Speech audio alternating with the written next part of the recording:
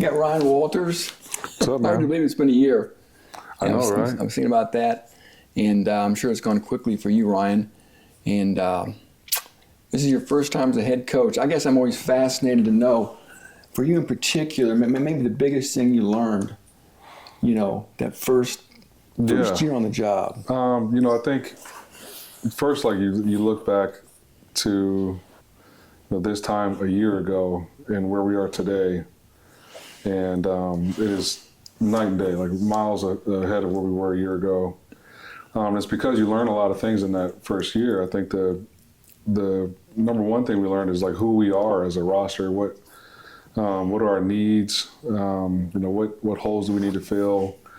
You learn, what different departments, where can we improve? What was good? Where can we continue to build on? What do we need to change? We've been watching self-scout video here in the last 2 weeks and find out what we did well, what we didn't do well. And then for me personally, I learned a lot just about time management, like where with today's day and age, like the head coach wears a lot of hats. Mm-hmm. And so, where to allocate my time and still be a husband, still be a father. But, I'm also a fundraiser. I'm also head coach. Obviously, I'm still very heavily involved in the defense. There's recruiting, there's making sure guys are going to class and being a mentor from that standpoint. So just better usage of the things that I'm good at and how to manage my time so that I can be the best head coach I can be for this university. How do you think the roster's gotten better? I mean, I believe there's 14 portal guys that have come in from junior college transfers. Mm-hmm. Just sort of talk about the roster, the transition, and how you think you've improved the roster going into 2024.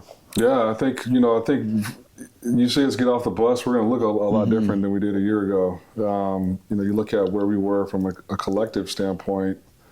Going into the season, we were under $1 million for football, and I think we're the only school that was under $1 million in the Big Ten, and there were about 2 others that were at $1 million, and then the rest was playing with a whole different ball game.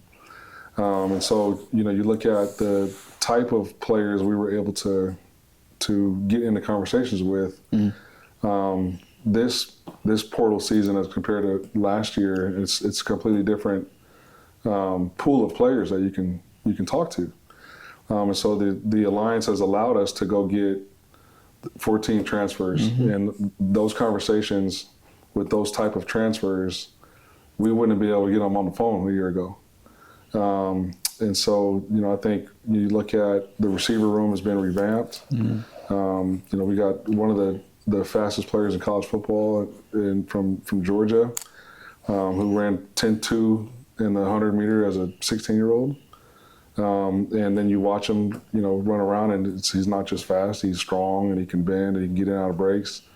We've got Jamal Edrin is back healthy, and so that's mm-hmm. also another big guy, big target that can run, that you're excited about.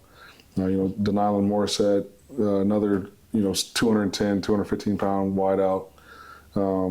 And then, the junior college kid we'll get in mm-hmm. the fall is another 6'4" mm-hmm. receiver. And then, oh, by the way, you got Jerron Tibbs and Ahmad Branch and those guys that are more comfortable in the system, more comfortable in the weight room. Have gotten bigger, have gotten more confident. And then the offensive line, mm-hmm. I'm sure we took 6 of them. And the smallest one we grabbed was 6'4", 315 pounds. So, that side of the ball will look a whole lot different. Max Clare is back healthy. Mm-hmm. And you got George Byrne is going to be a sophomore. And Drew is doing a really good job. And so, that side of the ball is, like I said, will look a lot different and will feel a lot different. I'm also really excited about, Hudson Card's maturity mm-hmm. and the way he played toward the end of the year, when he was feeling well and was cohesive with what was going on in front of him. Year 2 for quarterbacks in a system is a big leap. He's also taken on more of a leadership role. I think he feels comfortable with his surroundings and knows that, it's his team. And so I think I'm excited about what's going on over there.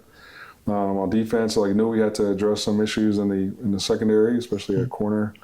But you still got Derek Rogers, who started games as a true freshman and is 6'2" and 10 pounds heavier and is having a great offseason. So we'll have some competition there. But you had a guy like Nyland Green, who's 6'2" and was the number 2 corner coming out of his class. There's a reason why he was rated that, and you see it when you watch him work out.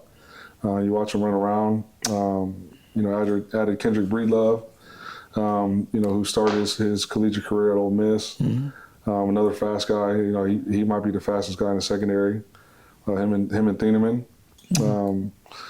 Added some guys up front. With the departure of the Isaiah Nichols, and you needed to get big and long, and we did that with Jamarius Dinkins.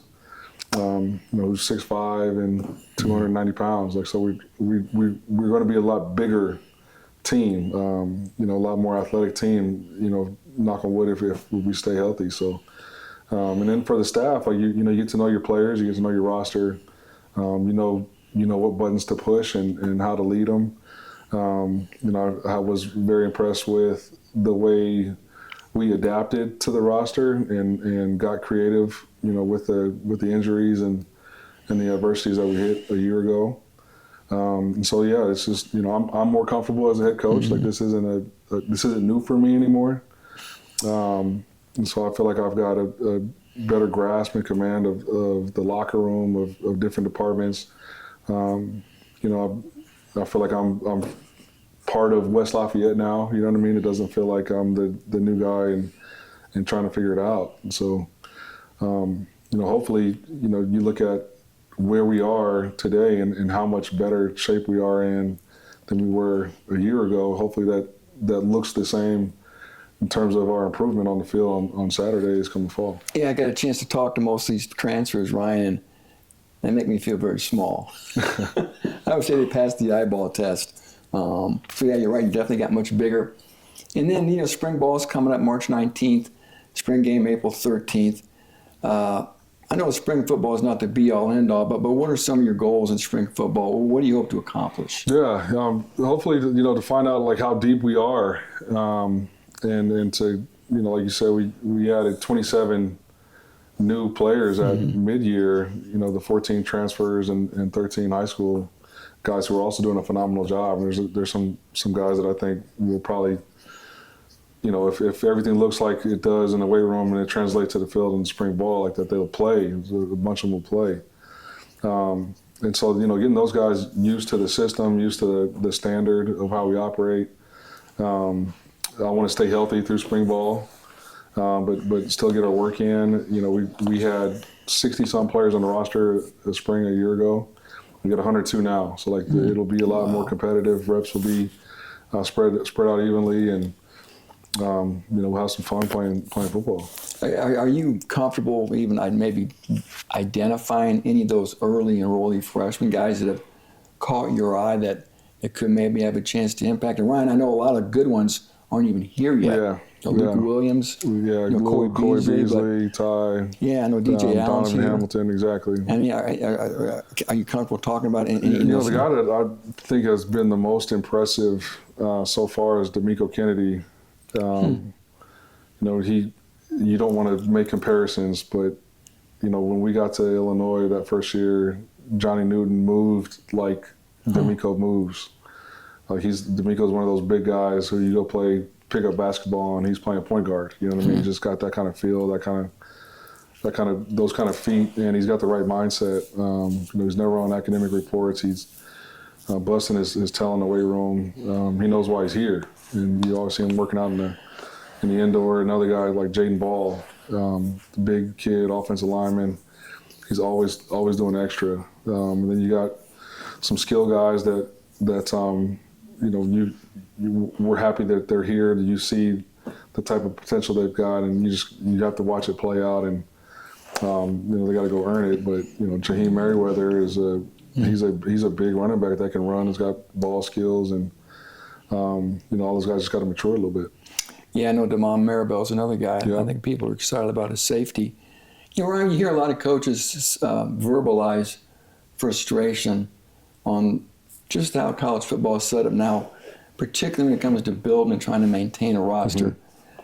I mean, you seem like you embrace that. You don't use it as a negative, but there has to be some sense of frustration sometimes, maybe not knowing who's coming and who's going, but maybe just talk about the challenges in building and trying to retain a roster year to year now in this environment. I mean, it is like Wall Street, you know what I mean, where you're buying and selling all the time.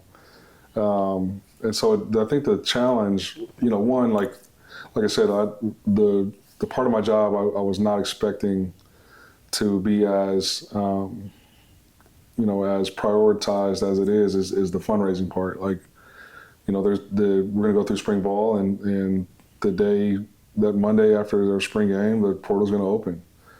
And so, you want to have allotments in your collective to be able to attract, guys that want to come play your roster and to be able to retain guys.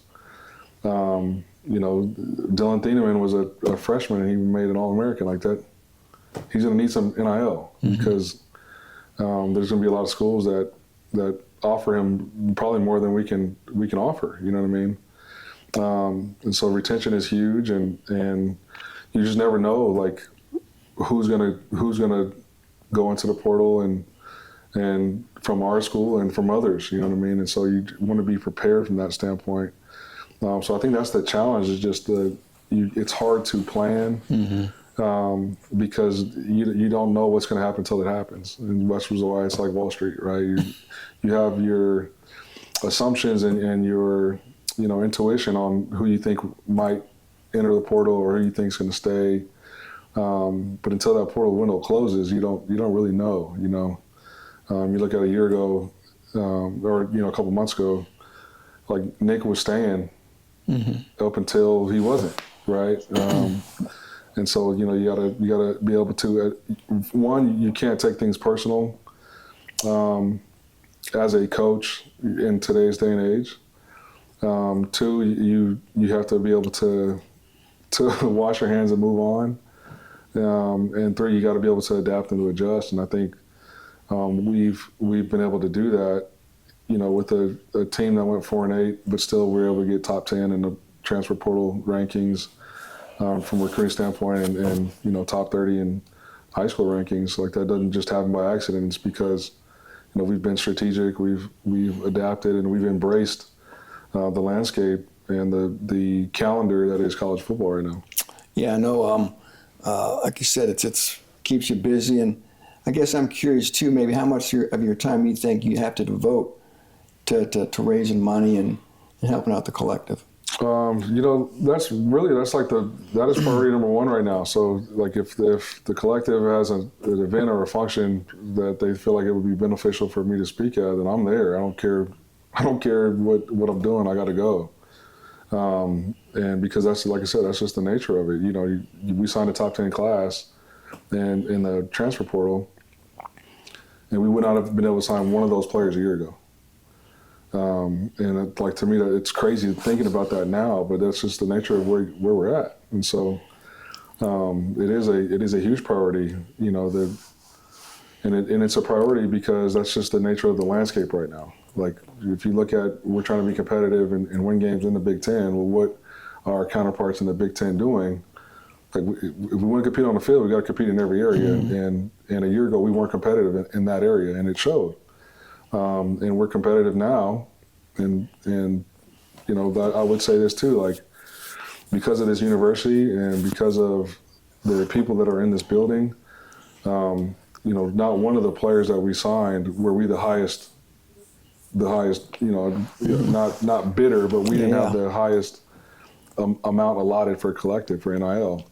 But we were able to get in the conversation, and when you're able to get in the conversation, and you get guys to actually come and visit West Lafayette, they see all the things that I've fallen in love with in the last year, and with campus, with it being a prestigious academic institution, with the unbelievable facilities, with the second to none, fan base that shows up and shows out, with the community that supports the program, supports the university. And then the people that have filled this building, this place sells itself once they get here, and so the collective is allowed us to get people on campus. I'm not sure how much you can talk about how the whole system's structured, Ryan. How you decide who signs a contract, Well, how you decide how much people are given.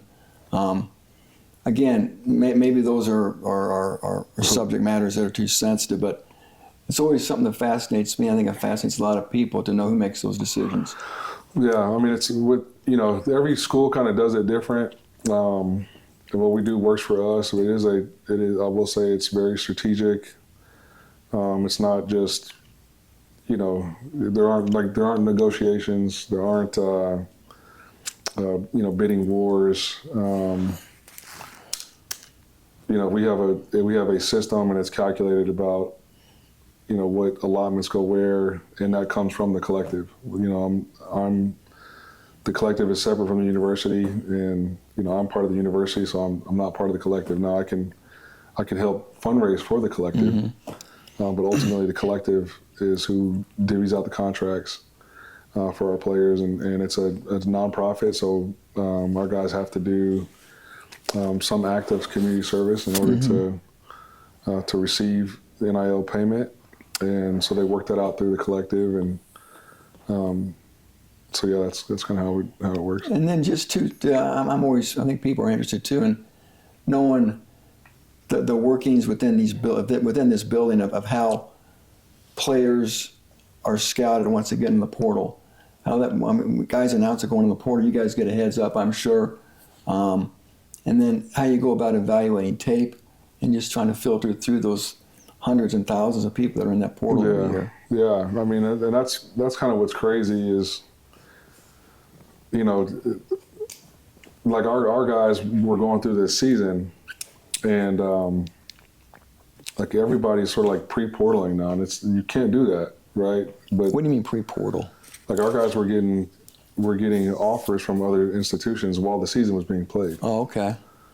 And so, that has to get fixed. And, I was made aware of some of those conversations, which is, why we were able to quote unquote keep Nick scoring for a couple more months. But like that goes on right now, and it's that, in my opinion, needs to change. But once a kid announces he's in the portal, we usually find out on Twitter, and then there's a website you go to make sure that they're actually in the portal, because we can't have any conversations with them until that happens. So once they're on Twitter, that announce, hey, I'm getting in the portal, then we go to the website and make sure they're in the portal. If they're not, then we can't communicate until they are, and if they are, then we can reach out. So we'll watch the tape. Usually you just PFF the player. You watch their profile tape, you watch game tape, and then I also we'll go back and watch their high school tape to see what was the thing that got them to where they are now. Like what was the are they leaving because they weren't getting used right, or was there just depth at their position? And so, but a lot of times I feel like you can see the potential on still the high school tape when they were at their most confident, and having the most opportunities to make plays, and then we try to get them on campus for an official visit. And if it feels like a good fit, because again, it's still about culture, it's still about chemistry, and it's still about being able to thrive at an institution like Purdue. And so once all those criteria are met, then we try to get them locked up and enrolled. It all happens pretty quick, doesn't it? Like Absolutely. Speed dating, right? Yeah. I mean, Wall Street. And then just real quick too, just talk about your staff. The fact you were able to pretty much maintain continuity. You lost Seth, obviously, to Marshall, But by and large, I mean, everybody's back. I mean, speak to the value of having the continuity from year 1 to year 2. Yeah, that was huge for me, man. It was just like for the players and for myself, like you go through a year, in this particular, like the type of year that we had, like you get sharpened and you get hardened and you grow. And you know, if we would have lost a lot of staff members, it would have been like starting over for some of them. And so to be able to speak the same language and now you know how people react to adverse situations, so you also trust the guys in the building more. You know what I mean? And I think continuity is huge, you know, for myself and for the players in the locker room. So I was glad that we were able to retain the guys we did. And you know, when Daggy left to be a coordinator, you know, there was obviously a lot of people attracted to that job. But, you know, to me, where I've been at programs that have failed, you know, the head coach sort of hires resumes instead of hiring the best person for the job. And, you know, in my mind, the best guys for the job were in the building. Like they know how we operate, they know the roster, they know the system, and they're great coaches. So why wouldn't you reward guys that are already working for you? And so that's what we did, is we promoted from within. You know, lastly, I know this is looking ahead a little bit while our boots are still in February, but give me your thoughts on the new 18-team Big Ten, and also the schedule, Ryan. The schedule, you guys got to play Penn State, Oregon. Don't get me started Oregon on the schedule. Ohio State, Notre Dame. That has been a point of contention. You know, one, I think it's great for the conference. I think it's great for football. Just the type of teams that this conference is able to attract. You know, those games will be fun to be a part of and to watch. Now the schedule is it can be daunting, and there's a couple reasons why. You look at, so to me, like, there are two conferences in college football right now, right, that matter, and it's the SEC and the Big Ten. And the SEC has added, and they've got a lot of teams in their conference as well, but they only play 8 conference games. And so what that allows you to do is it allows you to play 4 non-conference games. And if you look at most of the teams in the SEC, they'll play 1 Power 5 opponent, but then the other 3, like, you're hoping to get 3 for sure wins, right? Where our schedule in the Big Ten, like, you're playing 9 conference games, and there's no easy wins in those 9 conference, right? And so you take the 3 non-conference games. Well, we've got like a 5-year deal with Notre Dame, so really we're playing 10 conference games. So you got 2 non-cons, and oh, by the way, like, for the next 2 years, those are, you know, Oregon State and Wake Forest. So that's another Power 5 opponent.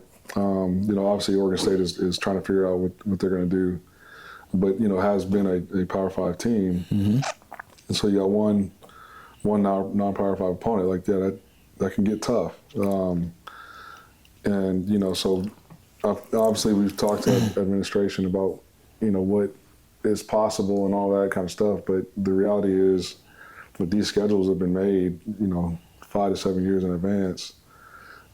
So, you know, if you want to play against the best, like, you come to Purdue for sure, because, you know, week in and week out, you're gonna have to strap it up. Yeah, the challenges are there, Ryan. It's fun to play those teams to measure yourself, I'm sure, but as a head coach, I think I'm like you. I'd just assume maybe schedule 3 FCS foes. And I'm not throwing shade at anybody, but, like, you know, for instance, you know, obviously I'm familiar with, like, a Missouri, right? And, you know, I've got a lot of respect for Coach Drink and, you know, the administrative staff there, and really enjoyed my time in Columbia. And, you know, you look at their schedule, like, they'll probably win 10 games again. Yeah. And at the end of the year, nobody cares about, like, who you play. They just want to know wins and losses. And, you know, you got, you know, like, people like Buffalo and Mercer, and not throwing shade at those teams, but it's, you know, you're talking, you ain't comparing apples to apples. Yeah. It's tough. They definitely are not the same, Ryan. You know, I always enjoy visiting with you. I'm sure that the fans love hearing from you as well. Always gracious with your time. Yeah. And good luck this spring. I'm sure we'll be seeing a lot of each other. Absolutely. Brother up.